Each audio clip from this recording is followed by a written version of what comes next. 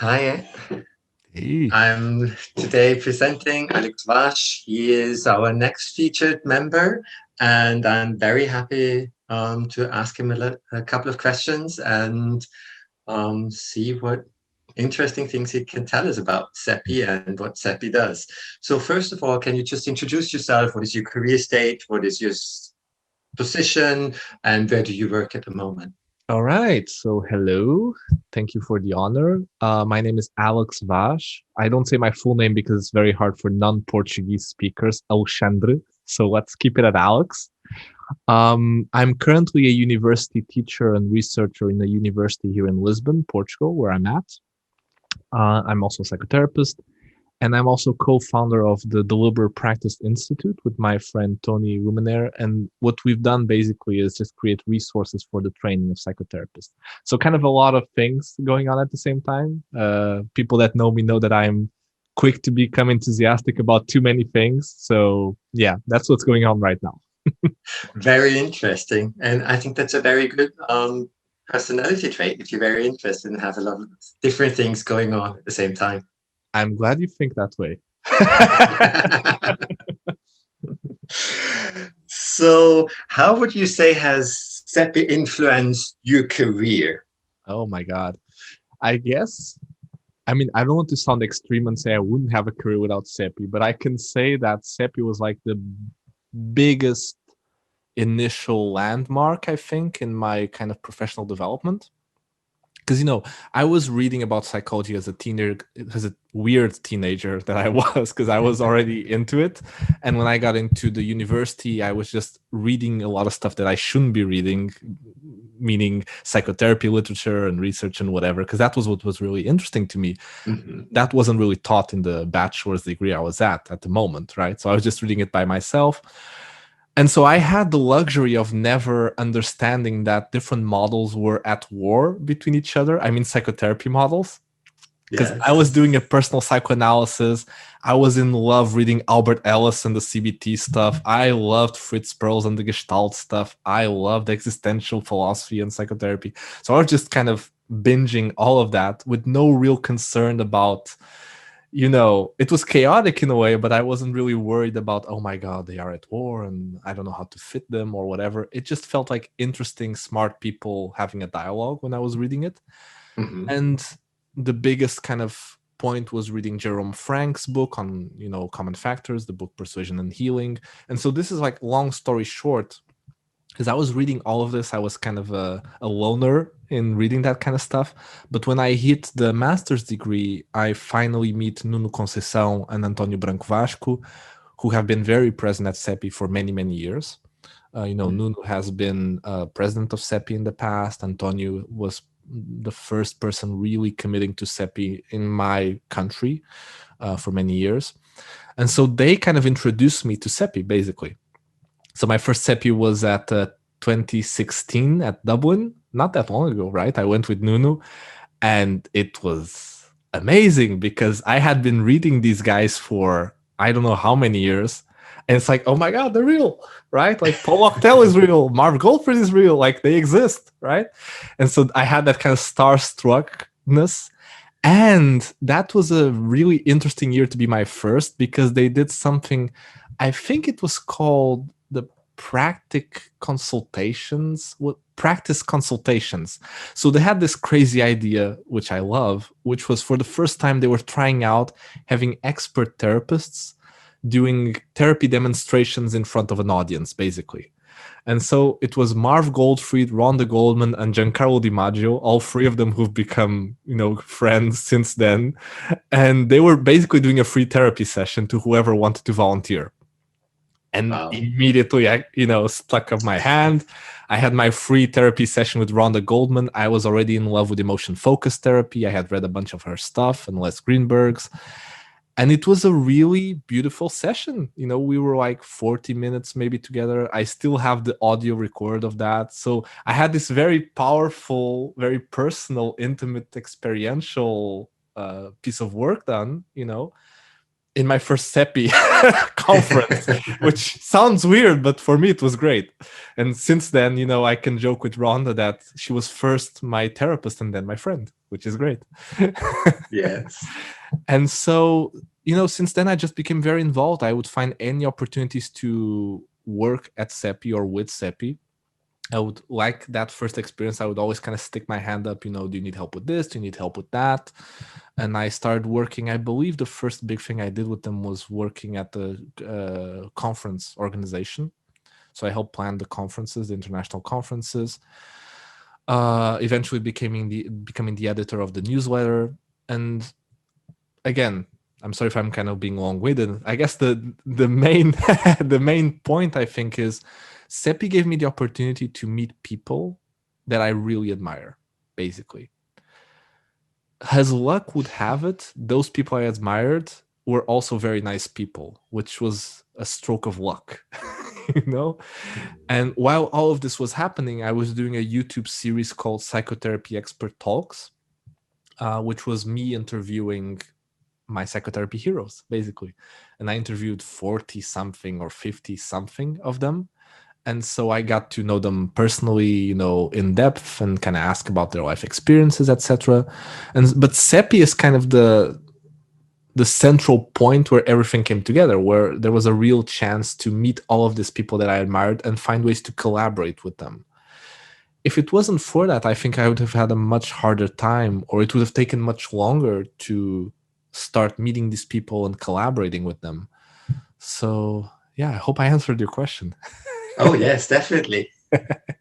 So it also includes my next question I had is, on the one hand, how it influenced your professional life, but also on how it influenced your personal life and how what you gained from it and what is the most meaningful for you about the membership with SEPI. Yeah. I guess maybe it's somewhat diagnostic of me that I don't make a huge difference between the personal and professional. Nice one. I mean, the thing is, like, I'm so into this. It doesn't feel like a job, has never felt like a job, you know, the teaching, the research, the clinical work, which is a blessing. And so if you ask me, like, kind of like first, what was the professional impact and then what was the personal impact, I can't make a huge difference. Like, again, the personal benefits was meeting and becoming friends with and collaborating with people I admire. That's really the main thing. And as for the SEPI membership, I mean, again, the main benefit I see from it is being in a community, you know, being part of a larger group. That one thing that I like is a larger group of people who try to create dialogue without necessarily agreeing with each other. I think a lot of times in my experience with other conferences and other societies is that, you know, there's a central kind of theme that most people agree with, be it maybe a psychotherapy model, for example. And I really enjoy in SEPI that we're kind of assuming that people don't agree with each other at some fundamental levels. I find that that's much more interesting. I like that kind of controversial, critical thinking, you know, stance. That's kind of part of SEPI's core mission. So yeah, I guess just being part of that core mission is what I see as the main benefit of being a member. And you previously said that you had this experts talks on YouTube. Are they still streaming on YouTube? So it's still on YouTube. It's, you know, I'm surprised to say that many thousands of people have watched those. So it became a very small hit at the scale of our, you know, psychotherapy field. It was a huge thing for me because I got to meet all the people that I really appreciated, right? Mm-hmm. I basically interviewed everyone I wanted. There's very little cases I couldn't interview, which was a shock, to be honest. But if people are interested, yeah, it's still on YouTube. If you put psychotherapy expert talks, you'll see me interviewing everyone from Irvin Yalom to Les Greenberg to Paul Boeckle to, you know, just everyone that I appreciate, basically. Yeah. Nice. And now that we got to know a little bit more about you and what you think about SEPI and how much it influenced you actually in your personal and career life, what what is your current most important project or work, or you practice with your patients as well? So Yeah. both how that influenced you and Yeah. what. So for sure, my current biggest project is connected with deliberate practice for psychotherapists, with my friend Tony. And deliberate practice is kind of taking some research from expertise and how people become experts, or top performance, and kind of trying to translate that into psychotherapy. Of course, the translation still needs to be worked on a lot, and we're trying very hard to create deliberate practice exercises and theory and methods for therapists that feel valid. But there's still a lot of research that need to be done. But the two main projects I'm working on is a American Psychological Association book series with Tony. We're editing a large book series on deliberate practice exercises for different models, which is really exciting. The first book will come out in March for emotion focused therapy, deliberate practice for emotion focused therapy. First author is my friend Rhonda Goldman, so you can see everything comes full circle, which is wonderful. And the other big project is we have the book series, the APA book series, and there's just the General Deliberate Practice Institute that we created. You can go there by the link dp4therapists.com, dp4therapists. And this is basically, we created like a ton of free resources, open source resources for therapists to practice different skills, basically. There's like client videos and suggestions for exercises. So the whole idea is trying to make a practical contribution to therapist training. So that's been keeping me busy. And of course, there's very little surprise that I would be into practice, given, I'm not making any mystery around coming from another practice field, right?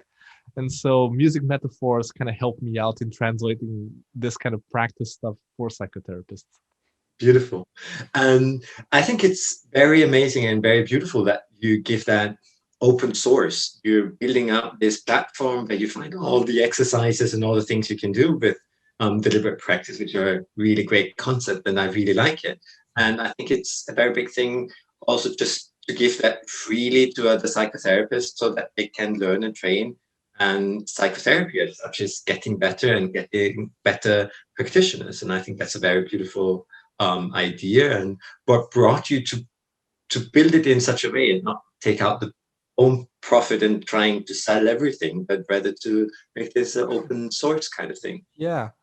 I mean, I guess there are many answers to that. There's a philosophical answer, just the stance we wanted to create. We wanted to create an institute that was non-authoritarian, non-kind of guru-like, like Tony and Alex know a lot about this, and everyone else, we're just creating stuff. We read a lot, and Tony was the first one to get me into this, right? We read a lot about expertise research, and we really love it. And so trying to translate that in a way that's useful felt really meaningful.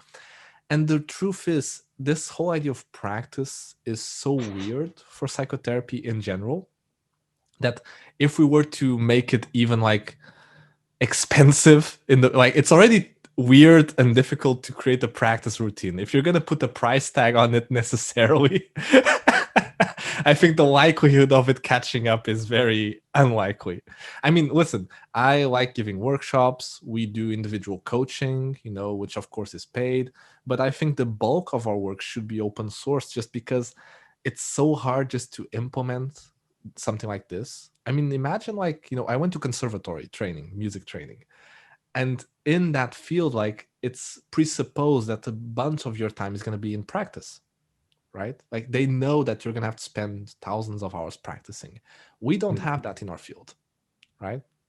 So what that means is that people are coming into these kind of resources and ideas, and it's very weird. It's a very weird logic, and there's a lot of mixed feelings and in the beginning that I totally understand. People can fear that it's a bit mechanistic to train certain skills. They might worry that it's a bit artificial. Where the fact is, when you practice anything, it is kind of artificial. We're not arguing against that. If you practice a scale for 100 times, it's not going to feel super spontaneous and creative. It's not like giving a therapy session or a jazz improvisation, right? It does feel artificial in a certain way. That doesn't mean it isn't required to create that flexibility, over time. So I guess we're up against kind of just a whole culture, right, that has never thought about practice in this way. And so we're just trying to create as many, videos, webinars, texts, resources to kind of get people excited about something that Tony and I and other colleagues that we've been working on are really excited about. That is really great. And it also connects to the next question, I think, because somehow it directly is a kind of psychotherapy integration. So where do you see psychotherapy integration, and also what kind of work can you contribute by doing deliberate practice to psychotherapy integration? Yeah, I think psychotherapy's integration is in a weird stage, to be honest, because I think its original mission of getting people from different models and different worldviews together, I think it's done. They accomplished it. Yay, success. So I don't think the original mission is honestly as controversial as it once was. And I think most models now will call themselves integrative, and most of them really are. Some might call themselves and really aren't, but whatever, most of them now enjoy the word integration, so it doesn't have that kind of edgy, quality it once had. So I guess the most important integration I personally now feel still needs to happen is one that people like Marv Goldtree have been pushing for a long time. It's a different kind of integration, which is the integration between research and practice. Mm-hmm. There's still a huge kind of, gap, for decades, right? Between clinical research and practice. So that's one integration I would love to see happening more and being more emphasized. And the other, and this is, my pet love, would be a better integration between training, right, and practice and research. I think, as a university teacher and being connected with many other university teachers, not just in Portugal, but around the world, I don't want to sound harsh. I think we can do much better in terms of training therapists. I think we all want to help our trainees. We all want to be better therapists. I think we can do better in terms of having more procedural or experiential kind of training alongside with the didactical training we already get. My sense is that a lot of trainees end university and their basic training being great at writing papers about clinical work without necessarily being able to actually practice, right? And so complementing the existing didactical kind of learning with more procedural kind of stuff, such as the deliberate practice stuff, but not just that, I think will be a really important thing. So yeah, that integration of training, practice, research, I think is the future, in my biased opinion. That's all about what we're talking about. Getting your perspective. So thank you about that. I really enjoy what you're saying, and I also completely agree that actually psychotherapy integration needs to get a little bit more into training and the dialogue between practice and training and research. And I think that's sometimes really hard to do, especially practitioners not knowing how to get into the research and reading scientific articles. I think that's sometimes really complicated. And from the background in Austria I come from, you have two different lines of education. You can either come from university, or you can directly go into a practical, experiential training, and then you don't have the scientific background. Right. But it's like as if you have two different roles of psychotherapists, the one which are more the researchers and doing psychotherapy in addition, and then pure practitioners who don't have the scientific background. They have so much to know, and there's need in order to integrate that. And I completely agree. Yeah, and I don't think most clinicians want to be researchers, nor should they. And so they don't need to have an in-depth understanding of how to do research. I think that the training should be informed by research, which is a bit of a different thing, right? Is what we're training and how we're training should be informed by research. And I'm saying this, and listen, I think SEPI did a great job the SEPI members have done a great job over the years to try to tackle this. I mean, I remember people like John Norcross, Willie Castaway, Catherine Eubanks, whatever. Like, there's a ton of people who develop programs, right, in their universities or whatever, that have a very strong emphasis on integration, on watching video. So really, I think innovative things that I think are really valuable, right? So I guess we're at a really exciting point where the next kind of 10, 20 years might really help creating even more kind of experiential ways to systematically train therapists, you know. I'm thinking of the wonderful research by Clara Hill on helping skills. Like, there's so much great stuff out there that we just need to implement, basically. You know, this is also a common problem, right? Is we know a lot of good stuff that could help, but it's very hard to implement. Yes. You know, outcome monitoring is one, and I'm sure deliberate practice will be another, is already being another, right? So I'm just really excited for the next couple of years. Completely agree as well. And I think the interesting thing, though, is if you look at those different kind of things that we need to integrate, it's so scattered around different schools and models and methods, and somehow combining them together. I think that's another very important step for integration to do, because some of the models might have specific ways of how they think and how they do deliberate practice already in specific words and wordings in their school-like tradition. And sometimes we talk about the same things, but with different words, but we have to combine that more and more. I totally agree. I mean, there is a question to be had between what kind of skills should you practice, right? I mean, one thing that I'm fond of saying is that deliberate practice theory and research tells you how to practice, but not what to practice, right? So it gives you a good model of kind of things you could do to practice more effectively to get better skill acquisition. But the choice of what you're actually practicing is, again, going to be a huge controversy because, you know, I'm a baby of Jerome Frank's thinking, so I'm all for common factor kind of stuff, right? That was my big explosion, you know, when I was in college. At the same time, I love different models, and therapists need models, and a lot of the good rationales they give to clients depend on models. And so there's a real question to be had: how much are you practicing kind of these more common factory kind of stuff, like alliance focus stuff, empathy, etc.? How much should you practice model specific stuff?